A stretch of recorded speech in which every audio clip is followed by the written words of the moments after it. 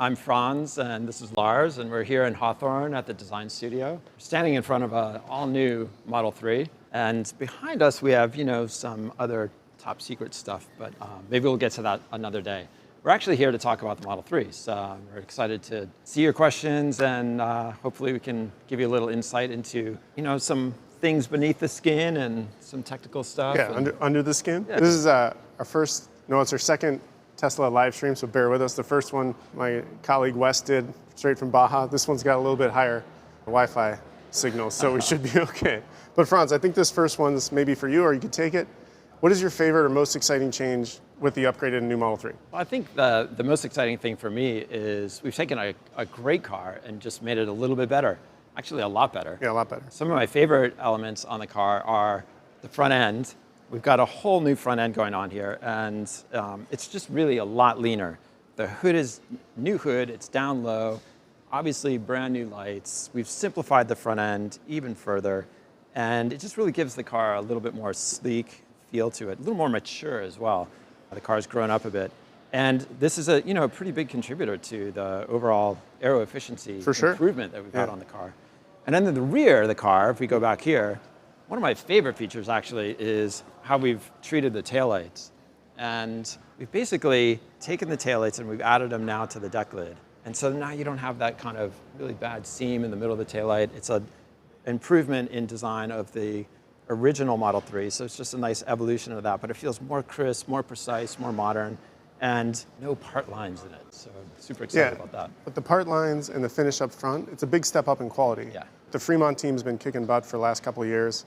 And one of the things I'm most excited about is how much higher the quality is, not just in the fit and finish and the build quality, but also the materials we'll talk about later inside. Yeah, I mean, we took the chance to not just improve the design and the handling and the performance of the car, but also, and I think you'll see that when you see the car in person. Should we take another one? This is probably you too. You talked about it for a minute, but how does the new exterior really improve aerodynamics? Yeah, we talked about it just a second ago. I think in the front end, lowering the nose, getting the profile and the plan curve of the front end just a little bit more efficient, allows the air to flow up and around and over the car a little bit better. And we also improved the rear diffuser right down at the bottom of the car. And just a few millimeters here and there really makes a big improvement in the way that you push this vehicle through the air and the way the air travels around it. We've got updated wheels as well. These are 19-inch wheels shown here. And the tires. These little black pieces here, they actually contribute quite a bit to the overall aero efficiency of the wheel itself. It allows the air to slip around the tire rather than getting caught up in all the blades of it. So what's really cool about those from an engineering perspective is when we think about wheel and tire design and aerodynamics, it's really like, how can we get the air to go around, like you said? Yeah. But when you get bigger and bigger wheels, it gets harder and harder to do because like the surface of the wheel comes out.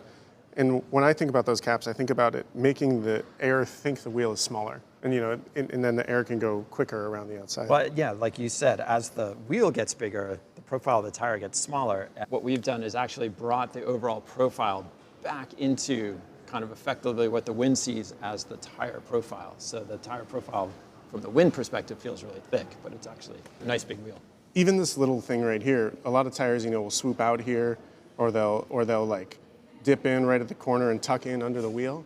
We have this coming straight back, and it actually flips at just half a millimeter or so, and that keeps that air attached when you go around the corner. Also saves you from the curb. It does save you from the curb just a little bit. Let's take another one. Since we're talking about wheels and tires, someone actually asked, how does the new wheel and tire design increase overall range? Well, there you go, yeah. We talked about that on the wheel side, but on the tire side, it's even cooler.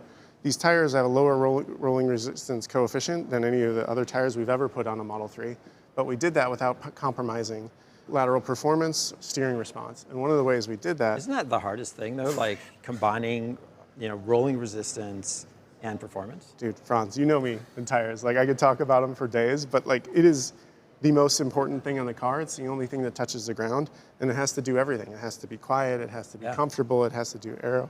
But you'd think like performance goes metric one way, rolling resistance the other way. How did you do it? I mean, that's a good question. So specifically speaking, those two aspects of a tire occur in different frequencies. And so by changing the compound of the tire, we can actually achieve grip, which actually occurs at a pretty low frequency, versus rolling resistance being low at a high frequency. And to do that, we look at what's called the damping curve, which is the tan delta of it. And basically, we shift the curve through the compound to increase grip while decreasing rolling resistance. And that's a lot in compounding. The other thing we did Pretty impressive. is we lowered the top speed. And people are like, oh, why did you do that? You took away 15 miles per hour. Well, we know from our data, people don't drive that fast. But what it allowed us to do was reduce the number of ply overlays in the belt and the shoulder area of the tire. Because when a tire's rolling and spinning at high speed, it's got to like hold all that in. And by reducing that speed, we're able to take out one ply, which again reduces the energy the tire is using to get down the road. Super cool stuff going on. We talk a lot about how we have F1 engineers in Aero. Yeah. I just want to point out our lead tire designer is also an F1 engineer. That is true. I mean, Lars mentioned that. Right in our studio, on the other side of the wall, we have a lot of former F1 engineers working together with our designers to just help us with the aerodynamics and improve the overall efficiency. And efficiency is what equates to better overall livability of the product. You can go farther on a charge, et cetera. Let's take another one, yeah? Yeah. Let's see what we got. So what has changed in the exterior design of the Model 3 rear-wheel drive? I think you talked a little bit about that. I think we talked about that, but I can hit it again. I think the front end, we've got new fascias in the front, new headlights, new taillights, a new hood as well. And again, that just leads to a little bit more of a mature looking front end. The car looks sleeker. One of the original ideas of the Model 3 was just to be 5% smaller and much more affordable than our other great car, the Model S. Super great car. And so this kind of brings it even more into that vein of feeling like a smaller, more attainable, but equally mature and proficient vehicle than the Model S. Well, one of the things you always get me on since the day I started working here was this air-to-tire gap and the side-to-side gap. True. And all those stance. It's all about stance. stance. It's got to be stance, man. And all those tire improvements we talked about, we're also actually able to reduce that tire gap, which not only helped efficiency, but makes it look a lot cooler. I agree. And again, the stance of the car is, just improved. The car just sits better when you see it from the front or from the rear. Just has this great kind of, feeling on the road, and you get the muscular proportion of the front fenders and the rear fenders over the tires. It just feels really tight and taut. See another one? Yeah. Let's try and keep it going. What are your top priorities when designing such a vehicle, and why? To me, is that you? Why don't you take this? Okay. For me, it starts with safety. I mean, I think I've talked about it from time to time, but we think about safety in every step of the design. And that relates even all the way back to when you're designing it, when we talk about pedestrian protection or how the crumple zones work in the front. But once we come off safety, for me, it's customer happiness. And I think one thing we do great here at Tesla that not everyone does is we listen. We really listen to what people have to say. Not just in the design, but on the inside. We made it quieter, we made it more efficient, we improved the ride comfort without sacrificing the handling, and those were all feedback from our customers. And that didn't make the car look worse. Actually, we were able to make the car look better. That's magic. All new interior, which and the premiumness, really. Yeah, we upped the premium. We are packaging in all those things that make you safe as an occupant. The airbags everywhere in the car. Yeah. The restraint systems, and they don't feel like they're encumbering you or making the car worse. I think we do a good job working together. Our teams really do a good job making that all work. Of course, the other thing is the best accident is no accident. Sure. And this is coming now with our 4th version of our autopilot system, higher resolution cameras. But what that also means is our active safety systems are even better than they were before, which is pretty cool. Yeah, let's go. Next one. What are some of the active safety features of the car? Well, there we go. Look at that. I honestly didn't know that was the next one. So they all come standard. This is one of the questions here. Do they come standard, or customers need to pay for them? We believe safety comes first, and that means all of our cars get every safety feature we can think of. That means lane keeping, side collision assist, automatic emergency braking. Back in December, we launched cross-traffic emergency braking. So when you get those features with a Tesla, you're really getting something more than what other people have. A lot of people like to say, well, my car has automatic and emergency braking. But all automatic emergency braking is not the same. With our awesome autopilot system and with the camera that we use, we can actually see farther left and right and stop more cross-traffic events than most other people. And what's even cooler is we're continuing to look at the data as it comes in. So if we find a hole in our system, we update it. Yeah, we improve it. When you buy someone else's car, whatever you get is what you get. Yeah. All right, I'll get the next one. Okay. Is it true that the battery pack is built to enhance the safety features in the car? Well, I would say yes is a simple answer, but the reality is the battery is an integral part of the structure of the car. We all know it's sitting down low right here. It's really between the rocker here and the floor. It helps us really with the backup structure of our safety systems. It provides a stiff object as well as transferring energy through the battery pack to absorb all of those frontal crash energies, but it also makes it stiffer in torsion. Yeah, what is that torsional rigidity? Why is that important? So, yeah, it's a good question. I talk about that a lot, but when you're in the car and you sort of want it to respond. It's about how the load transfers from that initial steering response on the outside wheel all the way through the car to the back. And if you can imagine it as like a series of individual things attached together, the stiffer they're attached, you know, if you had a really big piece of steel, that response from the front to the rear axle would be super quick. On the other hand, if you twisted a piece of paper, it would take a long time for that back, and it might never happen. And so that torsional rigidity not only makes the car feel, you know, more responsive, but it also adds this sort of solid, you know, kind of luxury feeling to the car that you get a lot of thudding and, you know, when you're hitting impacts and stuff. So it's a critical thing we always look at. And I mean, you feel it when you drive this car. For sure. Car just feels really solid. It's quiet. It just feels really stiff. It feels like the body doesn't have to do any work because the suspension. The suspension's doing all the work. Yeah. Cool. Going on this, we got another question. Can you explain the platform safety architecture? So we're talking a little bit about that. I think, you know, when I think about safety at Tesla, I think that it comes first in our design, the best accidents, no accident, and then we've been talking about this data-driven approach. But I think moreover than that, like, we have an architecture that allows for like a really, with the battery, as we were describing, a really, you know, isolated, rigid occupant cabin. And then all of our energy during an accident is absorbed up here in the front. And then we also protect you from the side. The door structure on the new Model 3 is actually a result of our field data and trying to improve side impact by, you know, looking at accidents that occurred in the field and realizing that, you know, one thing we can't stop too often is somebody hitting you. Right. And so we really wanted to improve that. It's really got a great door structure for that. So, I mean, it's really all about protecting the occupant, and I think it goes, you know, it goes all over the car. Franz does a good job helping us with that. You know, you wouldn't know by looking at this that it's got a massive crumple zone, and it's even got like 120 millimeters of extrusion in the side of the battery pack there just to absorb energy. Again, it's important to know that you're inherently safe. It's the lowest probability of injury in any cars in a Tesla. So why would you put your kids in anything else, right? It's all my family drives. But, you know, I think it's a lot of the effort from the team to get to a great looking car that is also the safest car. Yeah, I mean, I think people buy products because they, you know, they want them to look good, and I think that, you know, they also want them to be safe. Yeah. And so we want to make both of those things happen. That's like your priority and my priority. Yeah, quite another question. We put our families in them too. Yeah, so. exactly. All right, let's keep going. Will it qualify for the tax credit in the near future? Well, I guess I can be a salesman for a minute. Current Model 3 starts at $38,990. We actually have a lease price that starts about $329 per month, and that when you lease a car, we now have that credit of $7,500 that is incentive that's distributed over that payment, so you're getting money back every time you're paying it. So it does qualify at that base price. And really, like, you know, that's something we're always working on, is trying to work within the countries we work in, not just the US and Europe, and making them locally, to really try and promote the economy and, you know, qualify for whatever incentives those regions are offering. Yeah, and we listened to you guys, the customers, and, you know, we took it to heart, and we tried to make the interior space just much more premium. So I think even at this price point, we're getting an incredibly, you know, premium vehicle with ultra suede and new textiles and just, you know, updated seats. It's an all new interior, and it's kind of takes the theme of the original Model 3 and just improves on that. And I mean, I think this all speaks to the next question we got, which is, why is it important that these cars are as affordable as possible? It's the mission. Yeah, our mission, exactly. I mean, we came here, Franz, 15, 16 years ago, me a year behind you, and like the mission has always been to democratize the EV. How do we get more of these cars into people like you's hands and really just like, I think the first thing you have to do is make a great car. Make a great car, make it affordable. That's it, two things really. So. This one's a really detailed question. You should take it. Okay. I'll read it and you go ahead. All right. We're curious about the battery details in the upgraded Model 3. Between performance, rear-wheel drive, long range, are we looking at 2170s, LFPs, 4680? I mean, this is really a question for you, I think. But I'll go. That's fine. I'll take it. Well, we have all different kinds of batteries in our pack and our vehicles across the globe. Our standard range Model 3s come with LFP, lithium iron phosphate batteries.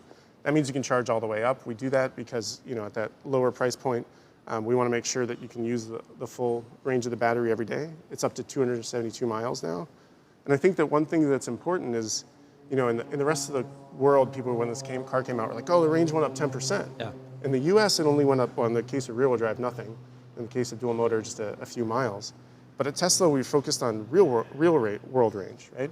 And if you look at our fleet efficiency, like which we monitor, the fleet efficiency of this car is actually 10% more. There were some changes in the EPA testing protocol that they're really trying, and I appreciate it. They're really trying to make real-world range on the sticker match better and better. Yeah. And so our sticker ranges didn't go up as much as the other regions, but the actual efficiency is 10% more. So that delta between that number And what you get is going to be less in this car than it ever was before. I think it's important to note that, we have an incredible supercharging network too. So, I think there's almost nowhere in the United States where you can't reach a supercharger, especially with 272 miles of range. So I think as, we continue to expand our network, then, ultimately range becomes less of a thing. You're never going to be stranded. Actually, with our amazing UI, we always guide you to a supercharger before you ever get stranded anyways. So I don't know about you, but since I've driven a Tesla, I get like an hour back out of my life. Yeah. Because, you don't have to go to the gas station once a week, spend $100. So it's kind of nice. Let's keep going. Let me ask this one. Okay. How will the battery last over time? We get this question quite a bit. Are there any warranties that are included as standard? So our warranty is 8 years and 100,000 miles, whichever comes first. And we've been doing that for a long time now. And we do that because the battery is really designed to outlast the car. Yeah. When we started the Tesla, we were like, okay, well, people, you don't want to maintain your cars, you want to deal with it. And the battery is one of the things we thought about. Of course, all lithium-ion batteries at some point lose some little bit of range over time, but we work to minimize that by monitoring the temperature of the battery and make sure when you're charging, you're keeping it at a nice constant temperature. And I mean, if you look at the stats, like from external third-party people, they always say our batteries perform the best over the life of the car. They're not losing like 30% range. They're losing like single digits, maybe 10% over those 8 years. It's pretty good. Yeah, it's amazing. Okay, let's keep going. Are there any elements of the car that can help with the range? Well, we talked about a lot of these already. We did. We covered it. I think the aero efficiency, I think a CD of 0.219. 219. So it's like the lowest. It's the lowest overall drag. Exactly. Right? So CDA, drag is drag times area. Model S is technically slicker, right? 206, but it's a little bit bigger, right? So it has a little bit more drag. CDA is a little bit bigger. Yeah. So that's one element, and another element we talked about was the wheels. I think that's actually a big contributor as well. And just continuing to innovate in the battery space. Yeah. And just put improvements back into the cells. I mean, when we put energy into the cells, we're doing that constantly. I mean, the other thing we work on a lot is low power consumption. I think Drew, our buddy, he committed to next month or this month, I guess, coming up with 40% reduction in Sentry mode over time. And I think really low voltage and consumption overall is something we focus on at a granular level. So, I mean, if you're driving and what you can do, it's really about how you drive. I think the people that don't realize that the biggest effect on range is like how fast you want to hit that accelerator pedal. It uses more power when you're accelerating. So if you try and be a little gentle. I mean, it's hard not to do in this car. It's hard not to do. It's like it's quieter, so you just want to go faster. But yeah, you gotta, you can keep it. I mean, that's another actually element. It doesn't have to do with range, but it's something about the overall feel of the car. It's incredibly quiet inside the car. Wind noise is down, so even though the wind is passing over, it's not making a lot of noise. You want to get inside and talk about it a little bit? I guess we could. Yeah, sure. I'll go around this way. Yeah.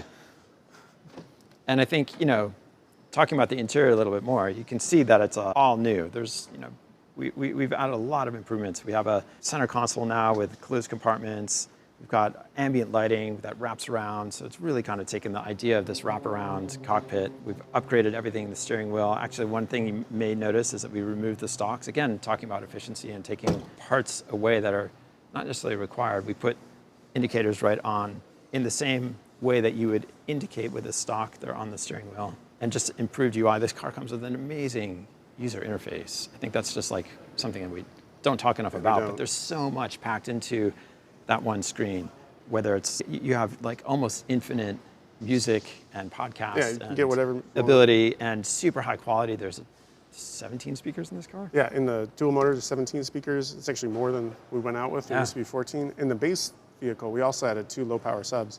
So you went from 7 speakers and no subs, or woofers, I should say, not really subs, but to 9 speakers and 2 woofers. So, I mean, I think that's another thing, our sound quality. Like, if you're an audiophile, buy this car. Yeah, absolutely. Like, or at least go test drive one, and sit in it, and like hear it. It is amazing. I think even just when you sit in it and you close the door, and you can just hear this thud when you're sitting inside of it, it just feels solid. And then when you're actually driving, wind noise is down. You guys did a lot of work on the glass too, right? The glass is all acoustic. This question actually, kind of go to this. I just saw it pop up. Are there any what looks the same as the old Model 3 but actually is not?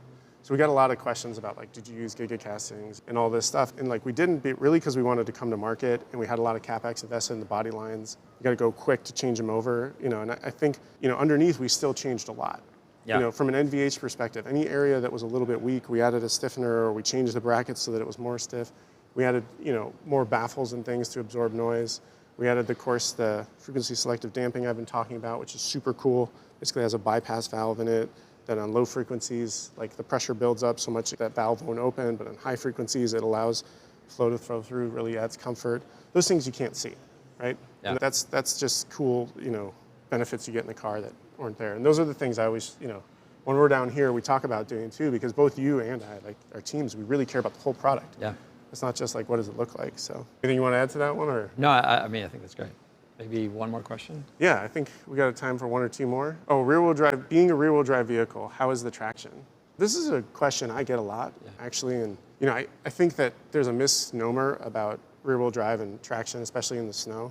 One of the things that helps us out initially, and I think that comes from a few things. In IC engines, the weight was up front, and the motor was, and drive wheels were in the drive wheels were in the back, so you didn't have a lot of load on that. Our cars are pretty close to 50-50, and so we do have a lot of mass on the rear to give it traction. And mass down low too, right? Mass down low, so you're not like tipping and sliding and moving all over. But the other thing is, traction is really just a function of slip. Like how much is the wheel slipping? And on, snow and low mu and things like that, it can slip a lot. But with our motors, which can react in like 10 milliseconds, we can control that slip, 100 times a second. In an ICE vehicle, you have to like build torque, send it through the drive system, let the shafts wind up. It can take a quarter second. Yeah. So even if you sense slip, you're not able to respond very quickly. And you can see that. I think that we've posted videos of this before, but you can climb up a hill in a rear-wheel drive in the snow, no problem, as long as you have the right tires. Right, exactly. Okay, and I just kind of answered. How does the Model 3 perform in the snow and rain? So I'm going to skip that one and go to the next one. I think we got time for maybe two more. We can talk inside. Maybe this one's for you, Franz. We talked a little bit about the ambient lighting, but why did you decide to do that? What inspired you to go with it? Well, I think the thing that we wanted to just really improve on was the overall cabin ambiance. And I think, we had this theme of really the cockpit kind of surrounding you, and we just wanted to enhance that with lighting, which actually you can configure on the screen with just a button. So any color, whatever your preference is, it can be yours. So you can really change the mood of the interior as your mood changes, if that's how you roll. But I think it was just, really about elevating the overall experience. I think it adds to the premiumness inside. It does, all the other materials. Exactly, and I think that combined with what Lars said, the textile, the improved air blade system for air delivery, the HVAC system, which is kind of a magical experience. It's invisible. And we incorporated that with seat venting now too. Exactly. So our HVAC is all like integrated together and it's all auto. The seat vents is really cool for me too. So heated and cooled seats. Yeah, that's right. In an all-new seat design, which is actually more comfortable and more comfortable in the rear. So ambient light goes all the way back too. It's just a really premium feel. I think a lot of people have commented on that. I'm going to geek out on the seats for a second. A lot of people make ventilated seats. At Tesla, we design our own seats in-house. Franz has a team back there that stitches up the patterns. Like nobody else does this. But what it allowed us to do on the vents was like we actually created a tighter seal, more flow through the foam with Mueller mesh and everything. So our seats, while most like ventilated seats can barely just keep you at the temperature that you sit down in, ours actually wick temperature away from you. When you sit on them, you actually feel yourself getting cooler. And that's integrated into the... And pretty quickly, too. Yeah, pretty quickly, too. Yeah, almost twice as fast as most companies do. So that's a pretty cool feature, and I really like that it's integrated with the HVAC. And so, if you're putting the AC on, it knows you want it, cools you down, and we're trying to really make it like the least amount of input that you could have. Yeah, low user input equals just better overall experience. Yeah, super cool. All right, let's see. I think we got time for maybe one more. This one's kind of cool. We haven't even talked about the rear. Yeah. But it says, can the rear seat passengers use Bluetooth headphones to watch content on the screen? Why don't you hop back there? One thing you can see in the back is that we've added a 8-inch touchscreen for the back. So now customers in the rear can control their own climate. They can watch movies. My kids love it because they get to watch movies, or Netflix or YouTube videos or whatever. And you can put the headphones on, it works. And now they can connect via Bluetooth and they don't bother me, which is great. They can watch all their crazy stuff. And so it's just a great overall experience and gives the rear seat a little bit more premium feel, a little bit more affordance and control over what's happening in the back. It really makes a family sedan like more of a family thing. Yeah, absolutely. And one of the things our customers complained about was the second row experience in the Model 3. And we wanted to make it better. And beyond that, we also changed the seats to be more comfortable, increase the incline so you feel a little bit more relaxed, add a little more bolstering on the bottom to support the hips. It's like just all the little things. All those little things, but they still fold flat. And so you can still load a bunch of stuff through the rear trunk and get, a really functional vehicle as well. It's a lot of space. I love this car. I mean, it's our second chance at it, but I think we did it a lot better. All right, well, I think this last one we maybe already talked about. Can you highlight some of the updated features in the interior? We've been talking about that for a little bit. I guess one thing I'll add, we talked about the cabin quietness, but we actually added some sealing in the doors, increased our secondary seal stiffness, changed these muckets and everything so that the sealing is actually much better at high speed. Germany actually talked about that from time to time. Yeah, again, I think you really will, we can talk about it, but if you go and do a test drive in this car, you'll notice how quiet it is. It just doesn't feel like any other car at this price point, for sure. I mean, I've been in the car industry for a long time now, over 20 some years, and at this price point, there's not a better car out there. And with the tax credits and stuff, it gets really low. Lease stuff, it's really a great car to buy. We're starting to sound like salesmen. I mean, I think, yeah, exactly. But, I think what we did was we created a really beautiful car that is just packed with just amazing engineering feats that just makes an overall great driving experience, great ownership experience. I mean, and all these things just come with it. It's not like you're buying packages on packages. Exactly. You don't buy the tech package or the audio package. You get the sound system. Yeah. It comes with it. So, I mean, go out there, test drive one, It's worth checking it out. This car is in our Ultra Red. We also have another new color called Stealth Gray, and then we have different color interiors as well. So come check it out. I think it's worth a drive. I'm pretty sure you'll be blown away. Yeah. I mean, this last question we've been answering the whole time, but guys are telling us we're almost out of time, so we're going to sign off. But we really appreciate everyone. We'll try and do this more often. Yeah, this is great. It's a fun time talking to Franz. Hope you learned a little bit about it. I did. Every time I talk to you, I learn something new. Thanks, everyone. Have a great day.